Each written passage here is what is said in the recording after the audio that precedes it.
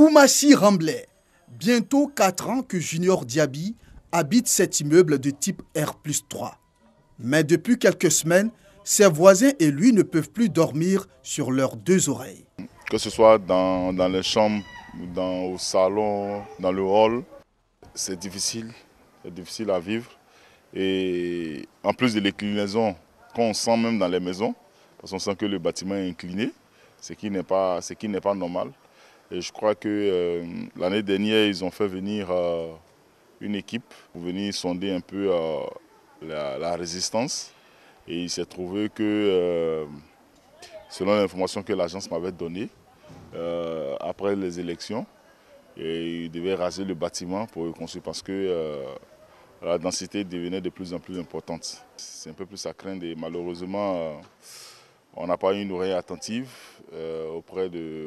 puisque c'est une agence qui gère le bâtiment. Nous, on ne connaît pas le propriétaire. Et donc, on espère vraiment que les dispositions soient prises pour que nos vies soient épargnées. Au sein de l'immeuble, les traces d'humidité sont visibles à tous les étages. Au 3e étage, les habitants de cet appartement sont partis à la hâte après avoir constaté que le carrelage s'est détaché du sol subitement. Le samedi, aux environs de 2 heures, le voisin nous a réveillés pour nous dire qu'il y a un incident dans sa maison qui s'est passé. Bon, c'était la nuit, on ne voulait pas se lever, on s'est dit bon, peut-être qu'il fait tard. Et la police est venue, on a vu que c'était sérieux. Donc on a tous évacué l'immeuble, on est descendu. La police, les pompiers sont venus regarder. Et nous-mêmes, les habitants, nous sommes venus voir. C'était choquant. Ils étaient obligés de quitter l'immeuble. Actuellement, on ne sait pas où ils sont logés. Les maisons au Remblai, on te parle de 13 mois de caution. 13 mois de caution, c'est pas normal. Donc on n'a nulle part où aller. On cherche des maisons, mais on ne trouve pas. Sur cette superficie, 2 immeubles jumelés. Chaque bâtiment présente des inclinaisons par endroits et cela a entraîné le départ de plusieurs locataires. En attendant que le propriétaire se décide à réhabiliter les immeubles, les résidents actuels appellent à l'aide pour qu'une solution soit trouvée à leur infortune.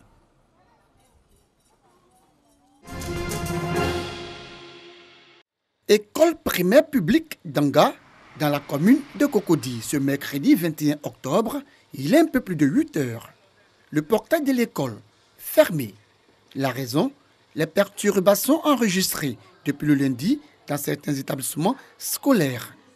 Après insistance d'un coursier, le gardien ouvre le portail. Nous avons accès à la cour de l'école. Les enseignants dispensent les cours du jour, mais un nombre important d'élèves est absent.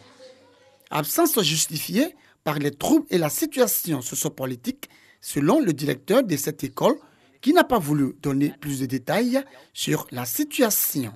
Autre commune, autre réalité. Ici, au groupe scolaire Han, dans la commune du Plateau, quelques 3 enseignantes sont présentes dans la cour de l'école. Soit il y a 2 élèves en classe, il ne faut pas faire un cours jusqu'au soir. Donc les 2 élèves, les encadrent jusqu'à midi. Autre destination, lycée moderne de Trècheville. C'est une cour bondée d'élèves que nous apercevons. Apprenants, enseignants et personnels de l'administration, tous sont à leur poste. Rokia Koulibaly, proviseur du lycée, assure du bon déroulement des cours. Le premier jour, il y a eu un déferlement d'élèves et pour ne pas qu'il y ait des affrontements et des blessés, nous avons donc calmé nos élèves. Et puis bon, on les a libérés, mais tout de suite l'après-midi, les cours ont repris. Et depuis lors, tout le monde a son poste. Le commissariat du 29e est à côté. Et même ce matin, on a reçu la visite du commissariat et ils nous ont dit qu'ils se tiennent à notre disposition. En cas de besoin, on pouvait les appeler. Selon Rokia Koulibaly, elle sensibilise chaque jour son personnel sur la responsabilité de chacun. Cela à travers une plateforme. Elle passe également dans les salles de classe afin de rassurer les élèves. Sur le terrain, de manière générale, la situation sociopolitique crée la frayeur chez bon nombre de parents d'élèves qui ont choisi de maintenir leurs enfants à la maison. Mosquée Soukoura d'Aboville, imam, guide religieux et fidèle de la région de la Niébi-Tiassa, en pleine prière pour la paix en Côte d'Ivoire. Ils invoquent la clémence de Dieu Tout-Puissant pour l'apaisement des cœurs en cette période électorale.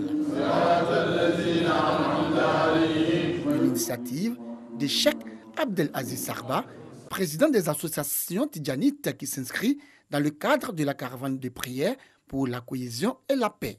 Par rapport à tous les événements qu'on a connus en Côte d'Ivoire, dès qu'on voit des signes, on prie pour que la paix règne en Côte d'Ivoire. C'est pour cela qu'on était dans plusieurs villes. Aujourd'hui, nous sommes à Goville. Pour cela, on a demandé à tous les guides qui sont dans les différents villages de se retrouver aux côtés de notre Cheikh Bari et puis Cheikh Dano pour qu'on prie ensemble. On a lu 3 fois le Coran pour prier Dieu pour que la paix règne en Côte d'Ivoire. L'étape d'Aboville bénéficie du soutien des autorités de la localité. Occasion pour la représentante du préfet d'appuyer le message du guide religieux, un message auquel adhèrent également les fidèles de ce département. La paix, nous n'allons pas la retrouver dans la rue cette fois-ci, mais c'est dans nos églises et dans nos mosquées qu'on va retrouver cette paix-là. Sans paix, il n'y a pas de quiétude. Les commerçants, l'école, l'administration, s'il n'y a pas de paix, tout ça, ça tombe à l'eau. Alors que ce n'est pas le souci, ce n'est pas le projet de l'administration que j'incarne aujourd'hui. Je voudrais vraiment dire merci à tous les musulmans qui nous ont reçus dans leur mosquée aujourd'hui. Quand il y a des prières comme ça, et nous, fidèles, nous ne pourrons que louer Dieu, nous ne pouvons que dire merci aux initiateurs, nous ne pouvons que dire merci à Dieu qui permet aux hommes de réfléchir que les prières de paix peuvent nous amener à la paix. Et franchement, nous sommes heureux aujourd'hui d'être là, d'être à la prière qui doit envoyer la paix en Côte d'Ivoire. Les 104 chapitres du Saint-Coran ont été lus 3 fois de suite, suivis d'invocations.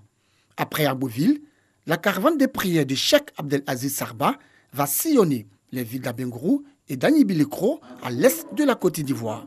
L'objectif reste le même, inviter la communauté musulmane à prier pour la paix et la cohésion sociale, mais surtout pour une élection apaisée le 31 octobre prochain.